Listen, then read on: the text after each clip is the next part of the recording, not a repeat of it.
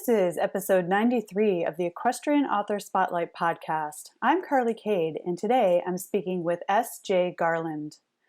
Garland is a Canadian expat whose work and personal life has enabled worldwide travel to the United Kingdom, Switzerland, and currently Singapore, where she lives with her husband and family. Garland's historical fiction themes are informed by her professional work and an undergraduate degree in history and a master's degree in human rights. Now, let's get into the interview. Welcome to the Equestrian Author Spotlight podcast, a podcast featuring interviews with equestrian authors who love all things horses and writing about them. In each episode, you'll hear inspirational stories from horsebook authors, including writing advice and marketing tips to help you write your very own horsebook. If you're an author, aspire to be an author, or simply love horsebooks, then you are in the right place. I'm your host, Carly Kade, and creative writing makes my spurs jingle. Hi everyone, welcome to the Equestrian Author Spotlight. I'm Carly Kade, and today I'm speaking with Garland Simons, who writes under the pen name S.J. Garland. Welcome to the show. Thank you so much. Hello, everyone.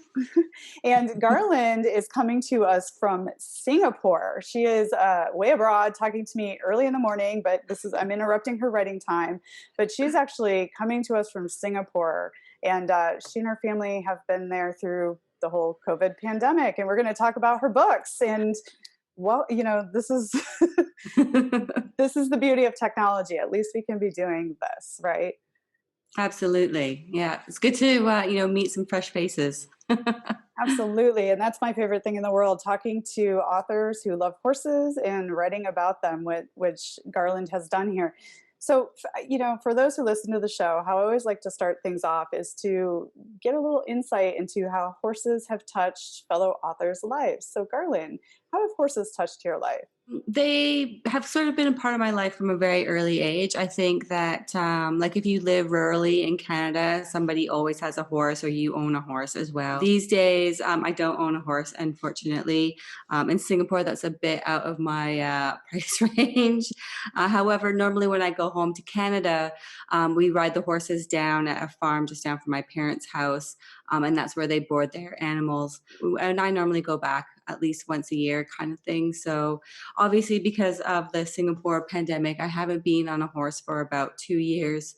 But they're still kind of touching my life every day. I was just having a laugh about that question because I'm friends with several horse trainers and they're always putting up advice and stuff on like how to train your horses and stuff like that. And I'm always like, oh, that's actually really good advice for my daughter. It's just funny how like horse training advice can actually like go over into like parenting advice. Oh, that is perfect. And then before we jump into your book, you grew up in Canada. You are from Canada. Did you go to Singapore for work and then the pandemic happened? Is that how this whole thing started, or your husband's work? How did you wind up there? So I actually originally went to the UK to study, and I lived in London for about 4 years. And in that time, I met my husband, who's actually from New Zealand. And then I lived in Switzerland for about 4 years because he got a job there. About 7 years ago now, which is crazy to think about, we moved to Singapore. And normally we're very privileged, so we get to like travel and see our family quite a bit. But obviously because of COVID, we can't, because we're not Singapore citizens or permanent resident holders, we can't leave and come back in. Like you can always leave, but you can't come back in. So we're kind of just stuck here until the world sorts itself out, really. And we were talking a little bit about this before we, started recording the interview, and you're handling this in a very optimistic way, and your family, as you're all healthy and safe, and you're just kind of, you're there and missing home. But I imagine you found an opportunity for your creativity during this kind of stay put period. Did you is that kind of how you've managed through this, is, really focusing on your creativity and the health of your family? Definitely. I think that, I mean, everybody kind of handles things in a different way. I mean, I've been an author since we moved to Switzerland. So I've been working from home for a really long time. So that part didn't faze me at all. So I'm kind of already accustomed to kind of getting up early and getting the writing in before my daughter gets up and gets ready for school and that kind of stuff. I mean, what has actually been more difficult is just getting accustomed to my husband working from home, and because he hasn't done it before, so that is like a whole other kettle of fish, as they say. He's actually become quite accustomed to it. I think that the reality of working from home, we are really lucky. We Mhm. both still have our jobs, and we have like a comfortable place to live, and we don't have to worry about any of that kind of stuff. So yeah, it sucks that we don't get to do all the stuff that we normally would do, but the reality is that there's people who are in far worse circumstances than us. So I kind of take a step back every time I get frustrated with something. Yeah, and that's the best way to look at it, and I think you're handling it with a lot of grace. And I think the way we work is going to shift because of this whole COVID thing. And I love that you're still, finding ways for your creativity to work, despite having everybody there and kind of having to work around each other. But it ends up working out. The same situation occurred with my husband and I. Him working from home, and I'm working from home as well. And we've kind of now we're in the routine where it works. Yeah. Yeah, so we're malleable, right? We can change our routines to work in any weird situation. I'm so glad to hear that everything is good for you there, and nothing major has occurred besides that you haven't seen your family. So you're here today to talk to us about your new book, First Past the Post, which is really exciting. You have placed horses in a woman stud farm owner at the center of this new book, and it's set in Victorian times. Can you give us a little summary of what you're doing with this book, which is a new part of a series for you? Yes, so I kind of went back to my historical roots with this one. I originally wrote historical adventure books, and I picked up this book a few years ago, actually. So that's how long it takes for ideas to kind of percolate through my head, I suppose. Just about American heiresses who travel to London to find aristocratic husbands. And I thought when I was reading, it was just really fascinating that, even back then, people were like so socially conscious. And then I was reading later on about Victoria and Queen Victoria and her stud, and just how much she loved her animals, and she was, always inquiring about them, going down to the farm and making sure that they were all right and stuff, and was very interested in like her breeding lines and that kind of thing. So I thought of amalgamating the two into like one, and like how that would kind of look and stuff. And because I like to turn everything on its head, Mhm. I made the stud owner a woman. So that's Eva, the main character in the story. And she is, not a typical heiress. She likes to get her hands dirty, but she's also kind of a bit prim and proper as well. And she ends up having her prize stud basically stolen and by an evil horse racing syndicate, which were very much part of the norm back in the Victorian days. Yeah, and she obviously has to have a love interest because it's a historical romance and that sort of thing. But the story developed out of her. She is the main character. She is kind of the driving force. Her love of animals is always part of the plot line as well. So she's a kind of a great character to work with. Yeah, and I liked her. She was very, very bold, very outspoken, and your publicist was gracious enough to send me an advance copy of the book, and I really enjoyed it. It was had the romance element, but there's also a lot of suspense and mystery going on, and a strong female lead, which is really great. Which I wanted to ask. I understand you want to normalize historic heroines instead of placing them on a pedestal or diminishing them. Talk to us a little bit about how Eva Mackenzie, who's the lead we were just talking about, what was the inspiration behind her? How did you give her grit? I just sort of used personalities of different horsewomen that I already know in my own life. Mm. That's awesome. It's funny because like most of the women that I know who are horse owners and the trainers that I know in my life are like total badasses. I don't know if I can say that on this You can, you can. podcast. I like women badasses. Great word. They pretty much say things like it is, and they're super direct. And so that's how I made Eva as well. And I think that if you are an animal trainer of any sort, actually, so I have another friend who is a zoologist, and she actually works with big cats, and she has a lot of things to say about the Tiger King, but that I digress. Women who are trainers, first of all, they're in a sport that's dominated by men, so they need to speak out in order to make themselves heard. I don't think that you can be a wilting flower. So Eva obviously is the only female trainer of her time. And so she basically has to make her own path. She needs to make herself heard or not heard, whether or not she wants to be a part of that group or not. It is kind of her own decision. But I think that that also translates over to our time as well. Like, there's not a lot of female trainers in horse racing, I don't think, anyways, that I saw. More female trainers in like dressage and that sort of thing, really. But it's super competitive. There's loads of money in it, and you have to, this is my decision. You can agree or disagree, but I already made it. Mhm.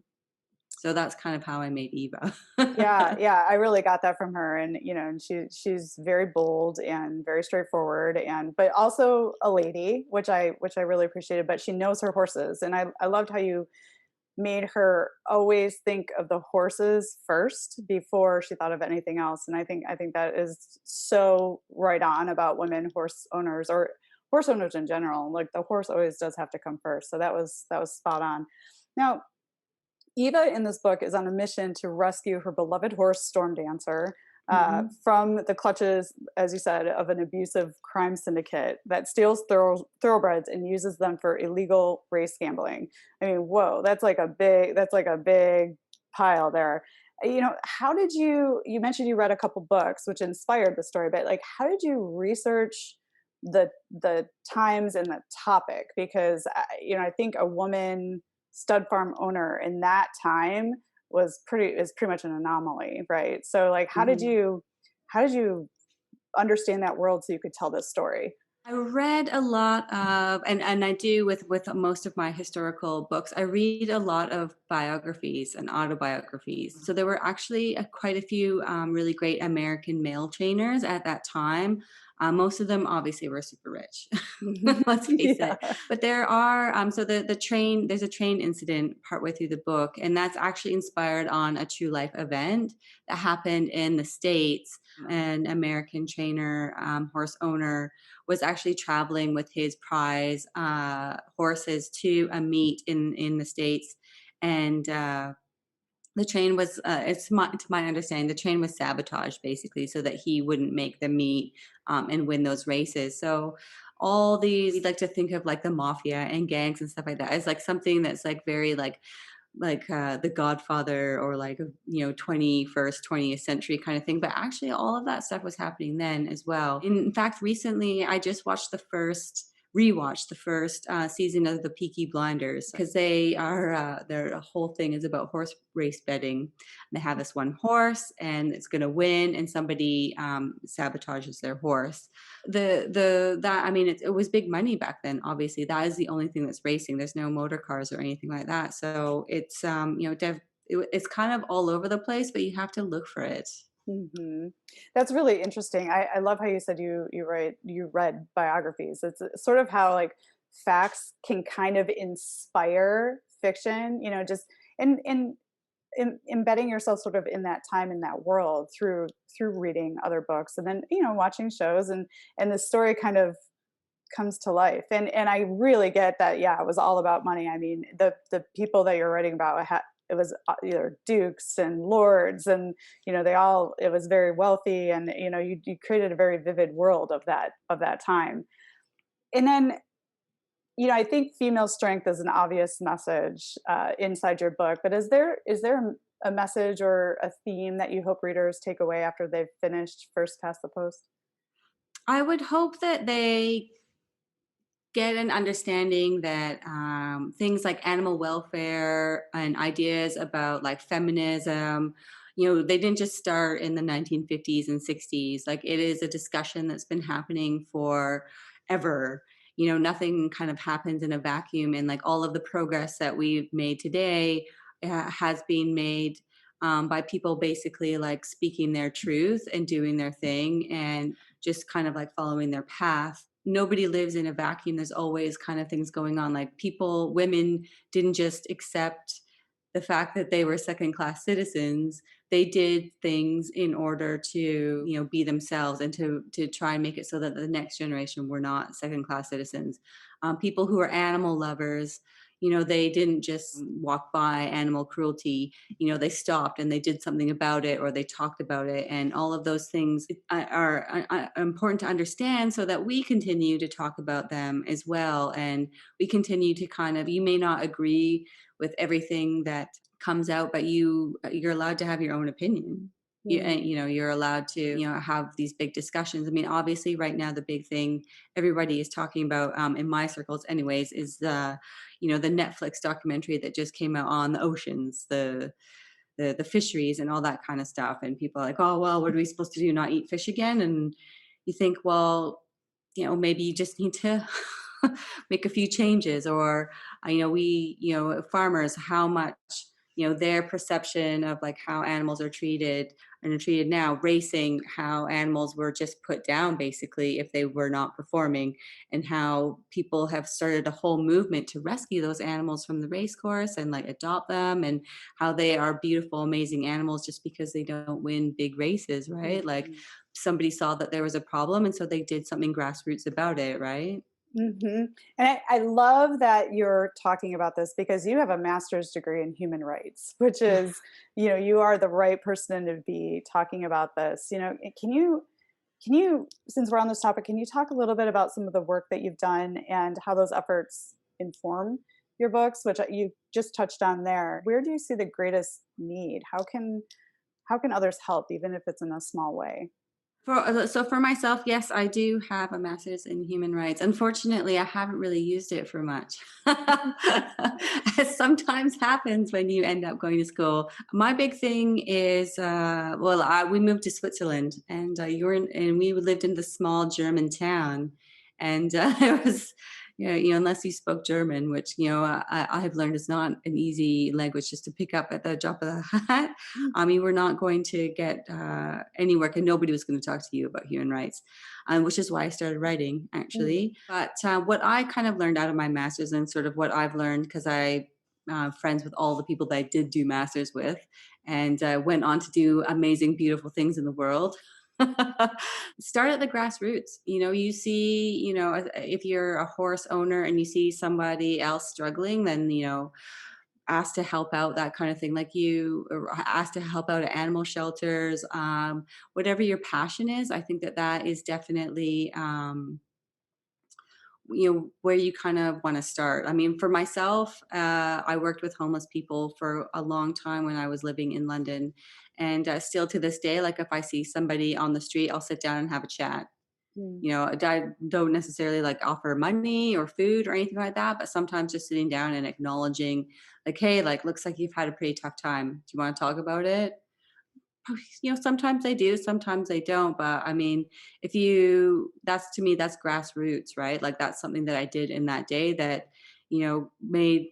may or may not have made a difference to someone else. I mean, I know personally, like my family lives in, like I grew up in Vancouver, but they now live in northern BC. And in the wintertime, sometimes it can be really hard for horse owners if they've lost their job or whatever. Sometimes they just need help with a bale of hay. Or they've adopted some horses from somewhere else and they just need like horse blankets, or they just need like something like in the back of a truck and you've got sitting there or whatever. I think that everybody can kind of help out. They just need to kind of figure out exactly like if they want to do it or not, really. Yeah, and I love that, because we can affect change by being kind to other beings, right? Like there's human kindness, but there's also like recognizing animals are beings. There's a energy that is the trees and the ocean and all the things that you mentioned. Like by being thoughtful, that can affect change. And I wouldn't discount that you're not using your degree like some of your colleagues, because you just talked about that here. It's informing your creative writing, and because there are threads of that all throughout your latest book. So I would not discount your education, because I think you are using it in a very interesting and different way. It doesn't all look the same. It's like people are reading your words and you are sharing this without, there isn't like a preachy thing going on. It's a thread, and it's very soft, but it's obviously there. Talk to us about your book cover. Like, what inspired your book cover? It's very captivating and powerful. I'll let you describe what it looks like. We talked earlier too, and you said that all of your paperback copies are in the States with your publicist, so you don't have it here to show, but I'll make sure to link to the image in the show notes. But tell us a little bit about your cover. Yeah, I love that cover. I kind of wanted to do a juxtaposition. Eva is, she's down in the barn. She is, helping with the horses. She's not afraid to muck out a stall kind of thing, but she's also an heiress. She has loads of money and she is a part of New York society. It's a very proper picture of a woman having, basically just where she has a drink of tea. She is from two worlds basically. And I like the idea that people are not one thing, actually. They're like 50 things. Mm-hmm. I love that. And I'll kind of continue with that whole theme for the rest of the books in the series. So yeah, it's just, I fell in love with that picture actually. And just like the red lipstick, it's perfect. Yes, and she's got a hat kind of down over her eyes, and so you just see her red lips, and you can tell she's a proper lady from the imagery. And anyone who likes historical books or historical romance would be drawn to look at that cover for sure. Now, you just mentioned, I was going to say, First Past the Post is the first book in your The American Heiress series. Talk to us about where you plan to take the rest of the books. Are you going to stay with the theme? Are horses going to thread throughout, or is it going to be more focused on bold women making a change and a difference in their environments? So I don't want to give too much away, but the horse racing syndicate will be a part of the rest of the books, but maybe just like a smaller part kind of thing.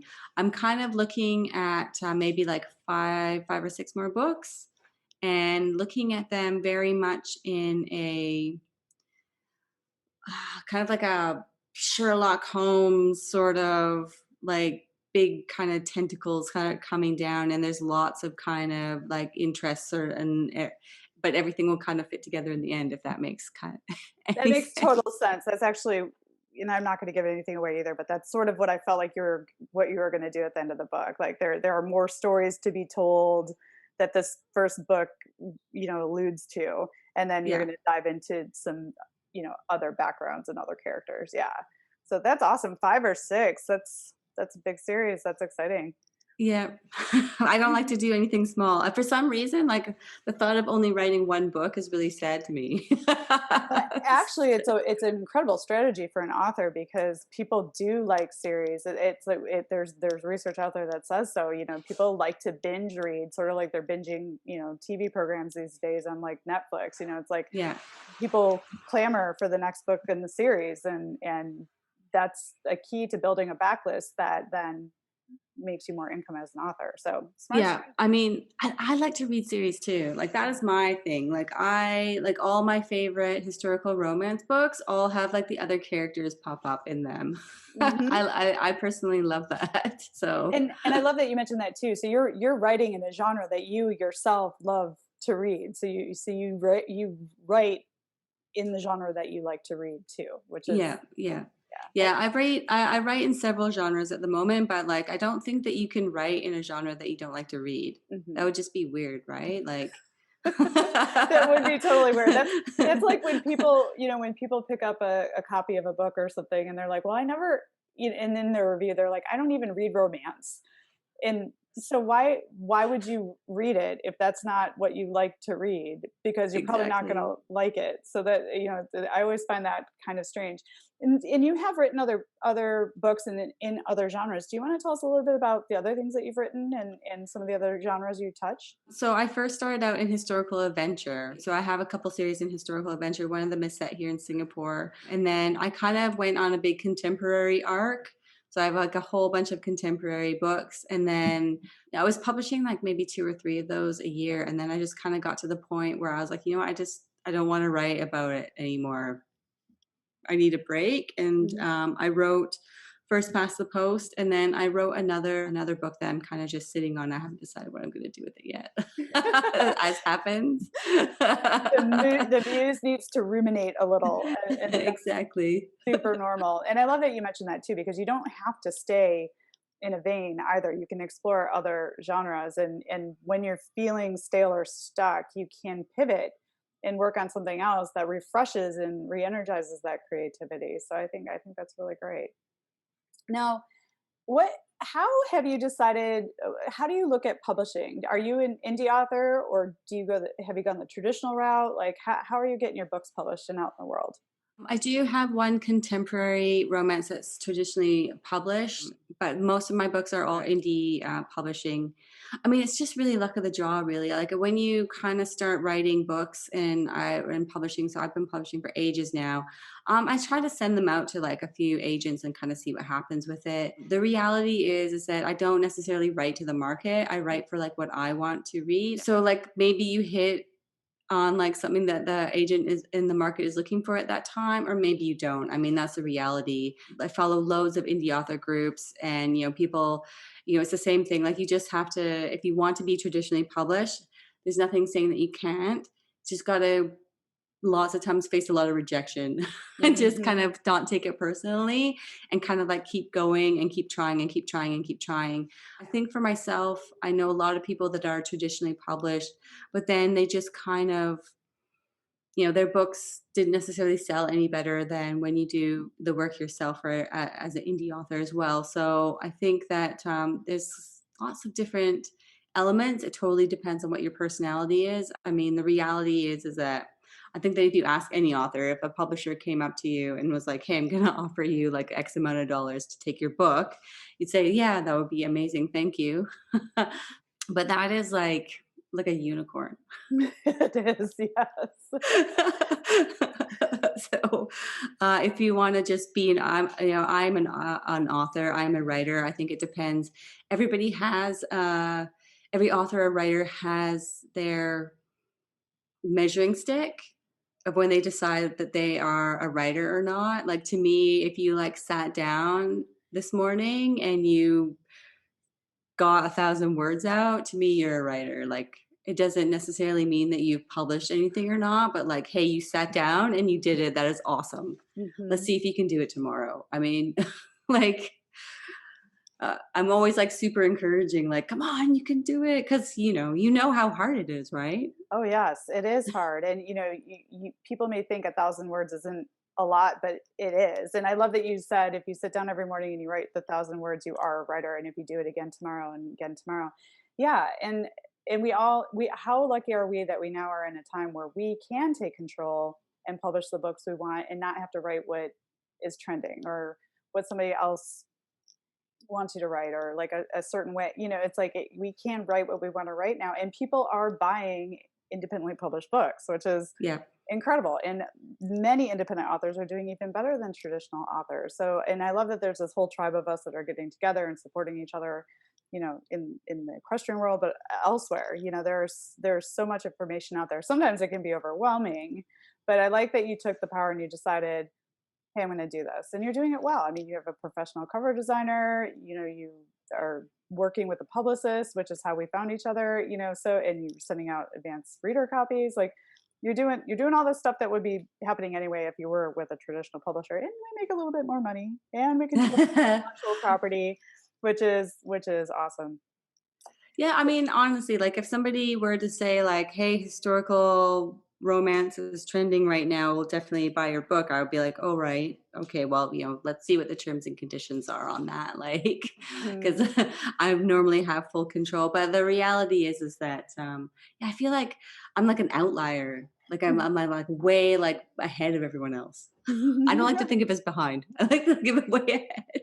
Yeah, absolutely. I mean, there are a lot of traditionally, for a long time, traditionally published authors who are going hybrid, and they're self-publishing some of the stuff that they want to write that their publishers don't want or their agents can't sell. So it's just awesome that we have the ability to do that. And I love that you said, okay, let's see what the contract says, because that's where it gets down and dirty. You got to read that contract and not just go, oh, you want to buy my book. You have to see, what you might be possibly signing away, like audiobook rights or rights to be internationally distributed. You never know what's going on. Or So you just, gotta look the rights to those characters, right? I mean, you created them. You like Eva to me is a fantastic character, and I'll be using her and her love of horses throughout the rest of that series. And, what if for whatever reason I had sold it to a publisher and it didn't do very well, then I maybe would not have been able to write about her again. at. That would be a tragedy in my life. That would be like somebody dying, actually.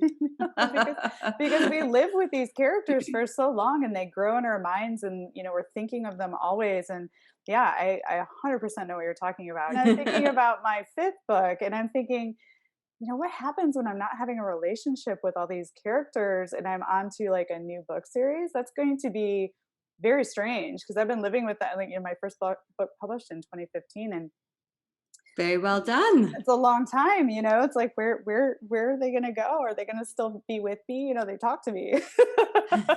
Absolutely. I think the day that they stop talking to you is the day that you start a new series, in my opinion. Right on. Yeah, I agree with you 100%. Yeah. So do you have those moments where you're like working on your book and you come out of a writing session and you're just like, whoa, where was I? I wasn't even there. The characters are kind of telling me how to propel this forward. Absolutely. They kind of like I'm pretty structured with how I write stuff, so I normally have the plot line for the book. Like, I'm going to go from point A to like point Z, but I need to touch on these things. Sometimes things can go a little awry, and then they kind of come back again. But definitely, the character drives the story for me. So you can have a flimsy-ish plot line, but if you are not reading the story and wanting to like strangle the character or like hug them or whatever with them, then the story is ruined. Then you can put it down. But Mhm. the biggest thing is that people should want to find out what happens to that person at the end of the story and make a connection, I think. Mhm. Oh, yes, I totally agree. And eliciting emotion, whether it's strangling or really wanting, to hug, is part of the writer's job, right? And that's part of the character's job. And it's like the strangling part, sometimes readers don't like that, but you are eliciting emotion from your reader. And I think there's nothing more special than that, right? So those are great words of wisdom. And then you said you take a structured approach to writing your books, like you have the Hmm. plot kind of outlined, you know where you're heading. How do you structure your day so you get the words on the page? Because you're a mom, you've got a lot going on. Like, how do you ensure you're moving your book projects forward?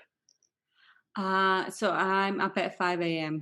That's basically how that works. Before I had Ophelia, obviously, like I could get up later, and you have all this time, and you think you're busy, but you're not busy. I talk to people who become first-time horse owners as well. They say the same thing. They're like, I thought I was busy before I got the horse, but now I'm like, now I'm super busy. Yes. When I think when you are taking care of like another living being, like suddenly the shift focuses it focuses to someone else. So I basically I'm up at 5 a.m. If I'm lucky, she'll sleep in until 7, but she's also an early bird like myself. which is nice for school because then I don't have to wake her up, right? But Mm-hmm.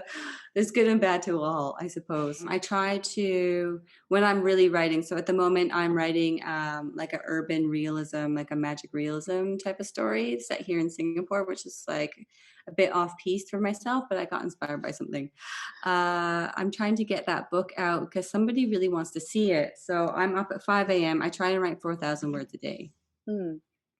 So I sit there and then I try to get like a couple thousand out before my daughter gets up for school. And then we do breakfast and like the morning stuff. And then I send her off. And then I'm like back at the computer again. Like nobody called, nobody do anything. Especially if I'm on a good writing streak, then I can kind of get on with my day. But that's writing time. That's usually like 6 to 8 weeks. Mm. Because as you know, as an author, like you write a lot more than what actually gets published in the page. That is true. You were inspired, your muse went this way and you followed it, which I always think is a smart thing to do. And so you're writing this urban fantasy. Did I get that right? Set in Yes, Singapore. yeah. Okay, which is cool. I think you grab that. And then you've got this 5 to 6 book series with the heiresses that you're working on. So how long in general does it take you to write a book? I mean, you're getting 4,000 words a day. That blows the lid off of NaNoWriMo, which is like what 1,636 words a day or something. So you're getting a book written pretty quickly. Is that right? Well, the rough draft, anyways. I mean, Yeah. rough draft, people. Yeah. Yeah. like I mean, that probably takes me about 6 to 8 weeks. I mean, it depends too. Like, if my daughter has vacation time in there, or other sort of like disasters kind of happen. But it takes about 6 to 8 weeks, and then I have that rough draft, and then it's all about tightening up myself that rough draft. I think what you're referencing is like life gets in the way, even if but you're dedicating time for your creativity and you're writing books pretty quickly. And the first draft, like I always tell people, just write the book, get Yes. the first draft done. And usually it's, not awesome. It needs a lot of cleaning up. It needs a lot of fixing, but that's when it comes alive, is in the editing process. But it sounds to me like you get it out, which is the best thing to do. And you get it out fast, and then you go to work on it. Yeah, definitely. I mean, there's nothing worse than I did have one book and it took me ages to get it out. And by the end, like I wasn't interested in it anymore. Do you know what I mean? Like the characters were stale, like the whole thing. So I kind of shelved it. For me as an author, and everybody kind of has their own process. I guess that is also the big thing too, right? Like everyone has their own process.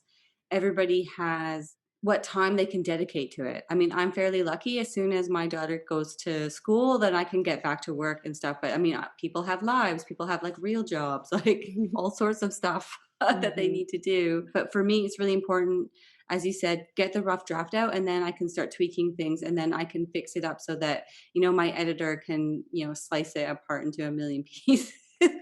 And give it back to me, and then the whole process starts again. But you can't get constructive feedback until you have something on the page, really. Absolutely. Yeah. And that's a great strategy. Get the rough draft out there and go to work on it and put your buns in the chair and be the writer that you want to be. And I love that you said, can you do it tomorrow? Can you do it tomorrow? Then you're a writer. And that's so, so true. I mean, writing your first book is always the mountain to climb. And then once you've done it once, it doesn't ever get easier, but you can do it. And then so you come down to the other side. Yeah. But you learn so much, like with Oh. every single book that you write, like you learn so much. Mm-hmm. And you get better. Like I love it because you get better at doing it. The more you do it, the better you get at it. And and then you hold the thing and you're like, oh my gosh, I created something that never existed. That's like the best feeling in the world. And somebody else read it. They spent time doing it and like interacted with my characters. This is amazing. It is. It's an incredible feeling and such a blessing to be able to do it. And I wanted to ask you this too, because we've touched on it a couple times during the interview, but you have lived in some incredible places. You're living in one right now during a very bizarre time. Tell us about how some of the places you've lived have inspired your books. I mean, you just mentioned that you're writing about something inspired by Singapore right now. Like, how does living in a new environment like stimulate your creativity? I think it stimulates it in different ways, maybe that you wouldn't expect, if that makes any sense. So, like, I'm a huge history buff. So when I lived in London, I basically dragged like my now husband around to like every single castle I think there is in that country. And he was like, "Oh, great, another castle!" But I wasn't necessarily interested in the castle. I was interested in the people that lived there and like how all that stuff happened. I think when we moved to Switzerland, it was the same too. I mean, the Swiss have like they don't consider themselves European, which is kind of fascinating. Are made up of like Italians, French, and Germans, right? But they consider themselves very much one and apart. But they also have like their own history. And as a Canadian, you learn about British history. That's kind of a part of your thing, but you don't necessarily learn about history that's happening in like other countries, like within Europe. You kind of get like a gloss over, right? So it was really interesting to learn about that. And obviously there's lots of stuff about the war there. Mm-hmm. And World War II and stuff, which is not necessarily like a history that I focus on myself. So very fascinating country. But I imagine Exactly. having gone into all those castles as a historical buff, and you're as you're doing your writing, I imagine it helps you envision it even more vividly as you're writing about these places or the people, like just seeing that, right?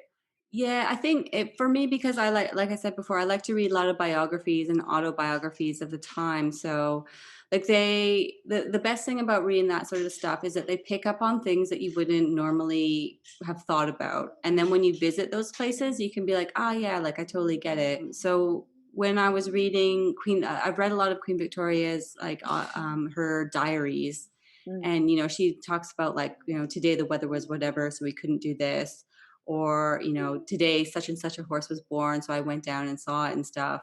But to actually like walk down and like see like stables and stuff like that, or there's loads of mews around. They call mm, them mews around London. And that's basically like where they used to keep all of the horses. So everybody's horses would be in like, what if you couldn't afford your own stables, which a lot of people couldn't, even the big houses, because it's such a small space. All these horses were kept in like one kind of stable yard, and just going to see them and seeing like actually how tiny they were, and you wonder like how all of these animals that's managed to get in there. It's actually quite fascinating. There's big history, and then there's like the interesting details. When you yeah. go and visit places and live places, that's when you kind of get to know the small details, I guess. Yeah, and you're immersed right now in what it's like to live in Singapore. You're immersed in Switzerland. You're immersed in London. You were born in Canada. So it's just that's amazing. So I only imagine that brings, and it's obvious in your writing, but like more, just I don't know. I feel like it can help the muse like spin better. Especially and then reading about it first and then going seeing it and doing the tour. I mean, that would you recommend any author who's interested in writing historical anything do the reading and then visit the place? Oh, absolutely, but I think not just historical, really. So my contemporary, my contemporary romance series is like based around different kind of clubs and stuff like that. So my contemporary romance has a bit of a 50 Shades of Grey sort of Ooh. feel to it. But in order to like really understand how that community works, I'm not a part of that community. You have to be sympathetic, be empathetic, read actual stories. Like, don't look at it from here, from like this, like looking down on stuff.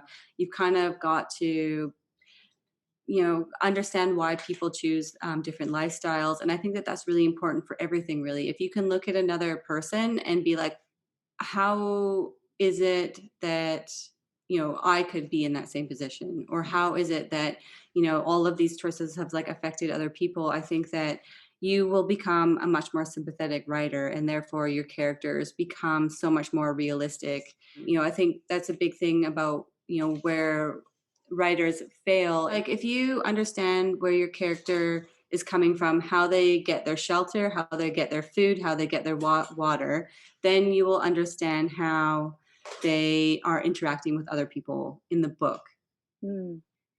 That And makes those a are basic things, right? Yeah, that makes a lot of sense. It's sort of like Maslow's hierarchy of needs, you know, like what Hmm. what does your character need? But then, you know, I also like that you were talking about like what inspires someone to choose the lifestyle that they choose, and the empathy of being a writer really comes in there because Maybe there is no choice. Maybe that's just who they are, and that's intrinsic to their personality. And, Mhm. it's not a choice. It is who they are. And, there's no nature versus nurture there. So how are they a person who has, needs or whatever that are different from mainstream, and how's that affected how they get their housing, food, love, whatever, right? Yeah, yeah, absolutely. I love that. I love that you took us on that journey. So, you know, so what it's like kind of immerse yourself in, whether it's historical, contemporary, whatever, immerse yourself in lifestyle, right? In the humanity of the whole thing, and look at it Yeah. with compassion,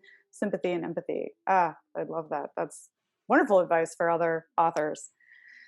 I always like to ask this question too, because we all have a bit of a different perspective of the writing life, right? So for you, what has been the most challenging part of your writing life? But then on the flip side, what has been the very best part?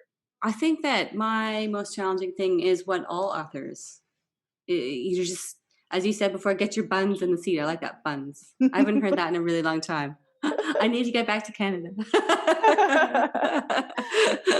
Sit down in the seat and do it. I mean, that's the hardest thing. I mean, nobody else is going to write that story for you. It's totally about you. You kind of have to do it. I mean, those words don't come out from anywhere else. And I guess that's why I do the rough draft so quickly, because then, depending on if you're traditionally published or if you're an indie author, you take or discard advice from your editor. I'd say I take about 95% of her advice because she's a smart lady. Mhm. But and for new authors, and myself totally included, like when you first get that feedback from someone and it's constructive. I mean, I'm not talking about the people who like leave a 1-star review on your book and they just say, okay, Right. whatever. That's always a bummer for sure. People who are giving you like honest criticism about whatever. The reality is that you kind of need to get over your ego and be like, how I wrote it is maybe not how it came out Mhm. sometimes, or even the way that it came out, it just doesn't work. If it doesn't work for somebody who reads books all day long, 365 days a year, then somebody else who sits down and reads it, that's not going to work for them either. So you kind of have to take stuff and be like, you're not perfect. That's why you're a writer. That's why it's a rough draft. Thank God you don't have to use a typewriter anymore. Absolutely, yes.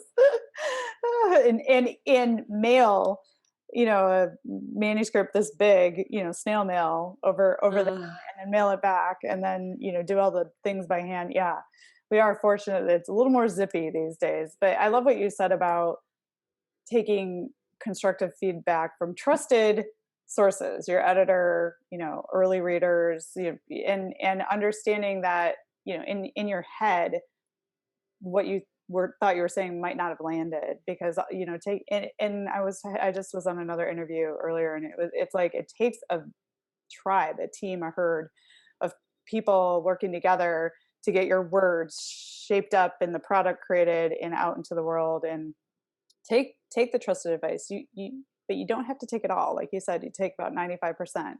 Yeah. Yeah, I mean, I can't remember who said it. It's probably like loads of people have, but the idea that like you would never take criticism from somebody that you wouldn't take advice out from. Mm. So as you said, like you have your people. Like I have my editors, I have proofreaders, I have beta readers, and they're hard on me because that's why I keep them around, because I want them to, tell me what works and what doesn't work. But I also would take advice. Like I take life advice from them too. Do you know Mhm. what I mean? Like Mhm. it's not just, I would, some people like, oh, well, this doesn't work or whatever. I'm like, and you kind of sit down and you're like, well, actually, like I wouldn't, like, would I sit down with a beer with you and, hash some stuff out? Probably not. So I'm just going to discard that whole thing. That's really, really, really good advice. And then the best part for you about being a writer? Well, the best part is doing stuff like this. This is awesome. Yeah, this is awesome. I'm having a great time talking with you. You get to meet a lot of really interesting people and ask really interesting questions, and hear back from readers. Like it's a interactive Yeah, you get thing. to yeah, exactly. You get to like to talk to other authors and stuff, which is awesome. Hmm. And everyone's experiences are so different, but exactly the same. Like everyone has exactly the same problem. Like a lot of indie authors go into indie because their genre wasn't like selling at that point.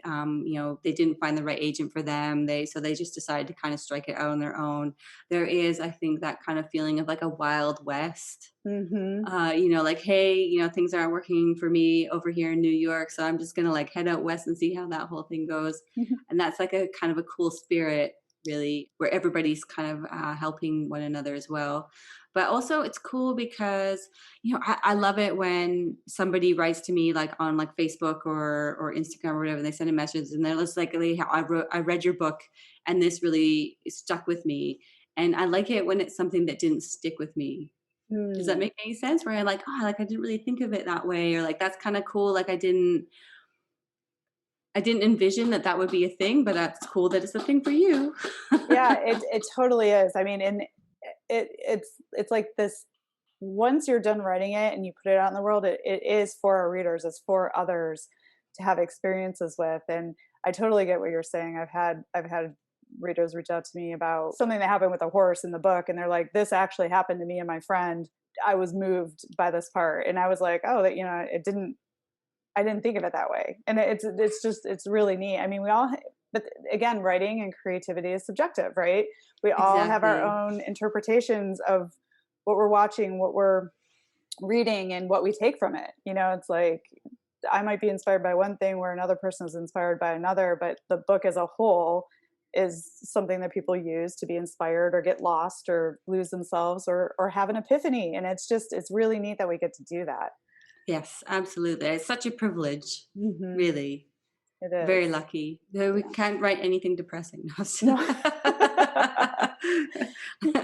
Now, you've been at this for a long time. So I was wondering, what advice would you give yourself if you could go back in time before you published your first book? What would you tell your aspiring author self? I would probably tell myself to probably not be so hard on yourself those first few years.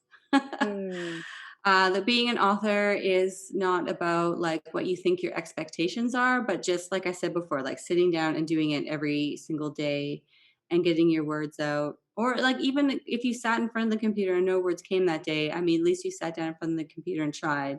To me, the only failed author is the author who has something to share, but they gave up. The reality is that right now, you can share it. Just because you are not traditionally published, you can still get that thing that you wanted to share with other people out there, and just to persevere really, and know like what, just decide what makes you an author and get there. And it doesn't have to be this big thing. It can be just a small thing, and keep writing. Like I love reading, so I want more books to come out. I totally agree with you. And I think we're all capable of it. It's just that I don't know what it is. It's an author thing, it's a writer thing. It's that resistance to sit in the chair. But after I've sat in the chair and I've done my writing and I get up, I am like elated. I am the happiest person in the world. And I don't know what that is. It's like I don't know why I'd rather go clean the toilet than sit in front of my computer and write the word just to check something off my to-do list. You know what I mean? It's Yeah. like I don't get it. And then I always feel better if I've written. And I think you've spoken very eloquently to that. Just do it today, do it tomorrow. Don't think too hard about it. Being a writer is a practice in perseverance. You Yes. totally nailed that on the head. Uh, and that's great, great advice. And not be so hard on ourselves. It's like the first book, you got to do it. You got to get it out there. Do the right things, work with the right people, try and make the best product you can. But inevitably, there's going to be hiccups and learning lessons and learning curves and errors. But just do it. Once you do the first one, then you can do it, and you can always improve on that first one too when you do. Absolutely. Absolutely. You can always go back. I think the big thing too is that like not everyone's going to like your work. True.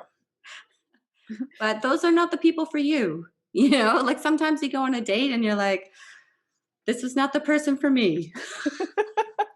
It's the same thing for books. Yeah, I love that you mentioned that. You're right. It's like, it's like when you're newbie, those first, few rejections or bad dates are Yeah. difficult, but you grow a thicker skin and you really, it's like somebody else said this on the podcast. It's like not everyone likes Coca-Cola, right? That's Not everyone right. likes Diet Coke. It's like the same thing as long as you're happy with what you're writing and it's a passion for you and you're putting something out, you will find your group, you'll find your tribe, you'll find the people that like what you have to say.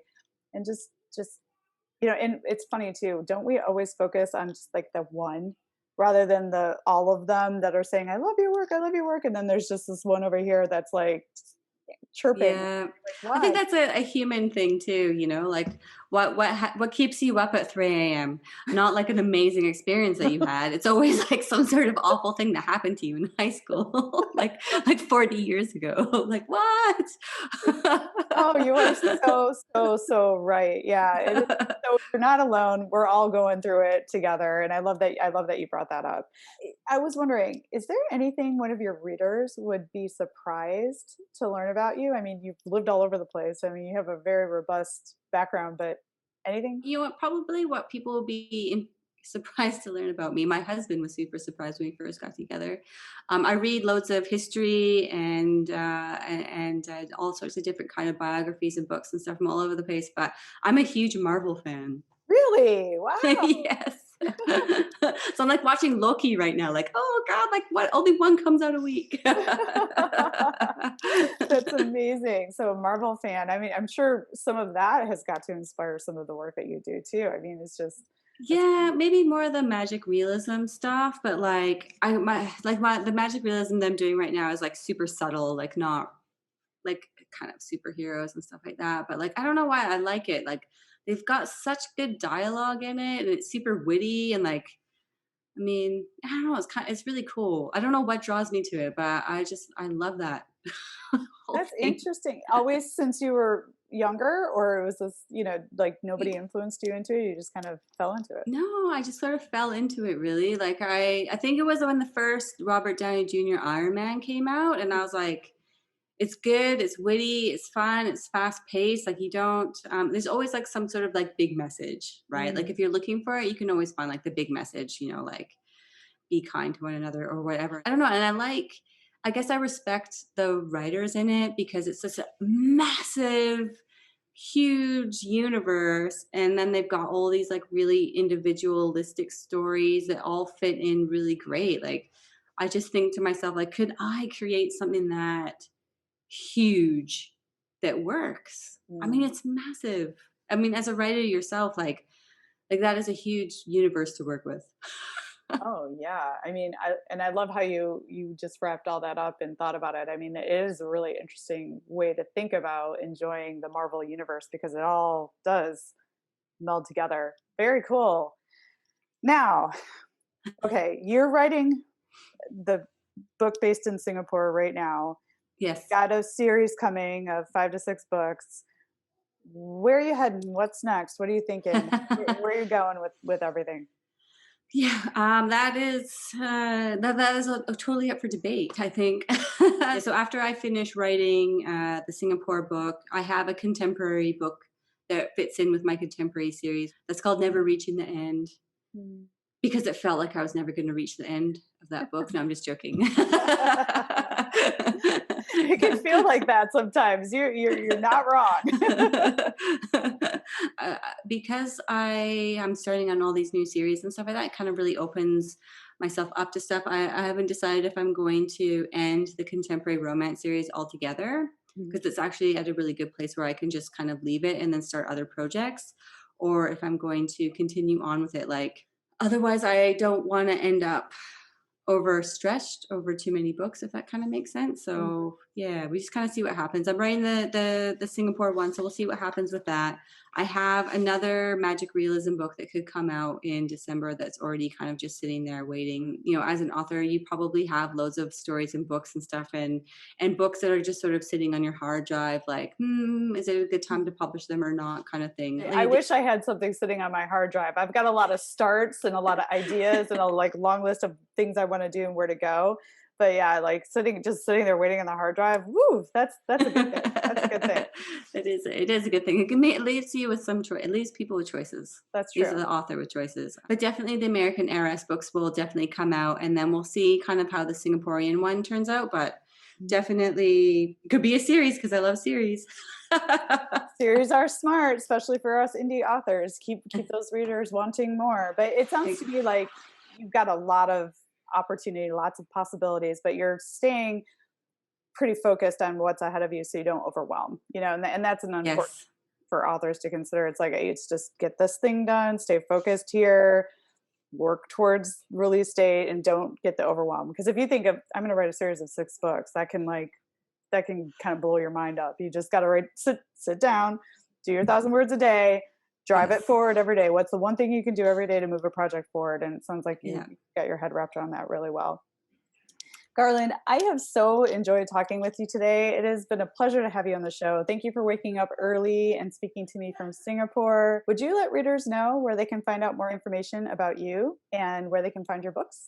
Yep, absolutely. So you will be able to buy them all on Kindle. You can get a paperback and soon there'll be an audio as well. Nice. You can get Kindle or paperback on there. It's on Kobo, so that is like an ebook, and you can get it on Barnes and Noble as well as a paperback or an ebook.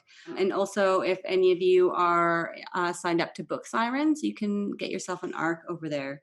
So definitely, like, you can kind of find them everywhere. And Book Sirens, what talk to us a little bit about what Book Sirens is. I don't know that. Book Sirens is an ARC release, so that's an advanced reader copy. So if you are a voracious reader and like you just love to experience new books, or you have old genres, you can sign up to them, and basically you get books for free, which is fantastic. But you have to leave a review. Mm-hmm. That's smart. So you have to leave a review. So I use them quite often, actually, just to get kind of a bit of a buzz around the book and stuff like that. So definitely have a look. For sure. And I will link to all the places where you can catch up with Garland and find her books in her show notes. And thank you again for the gift of your time. It's been a real pleasure. Yeah, absolutely. Anytime. And I look forward to reading your books too. Yay! Authors supporting authors. That's what I'm all about. Authors Unite. That's right. Yeah, thank you. Thanks for joining us this week on the Equestrian Author Spotlight podcast. I hope you enjoy these Q&A sessions with wonderful equine authors who love all things horses and riding, just like me. Visit my website, carlycadecreative.com, where you can read the show notes, and make sure you never miss a show by clicking the subscribe button now. This podcast is made possible by listeners like you. Thank you so much for your support. Want a free guide to secrets of horsebook authors? Gallop over to carlycadecreative.com/wisdom to have author advice delivered instantly to your inbox. If you are an author who writes about horses and would like to be spotlighted, please let me know. Visit my contact page at carlycadecreative.com to fill out a request. I'd be happy to have you on the show too. Thank you for tuning in to the Equestrian Author Spotlight podcast. See you next time. I'm your host, Carly Kade. Creative writing makes my spurs jingle.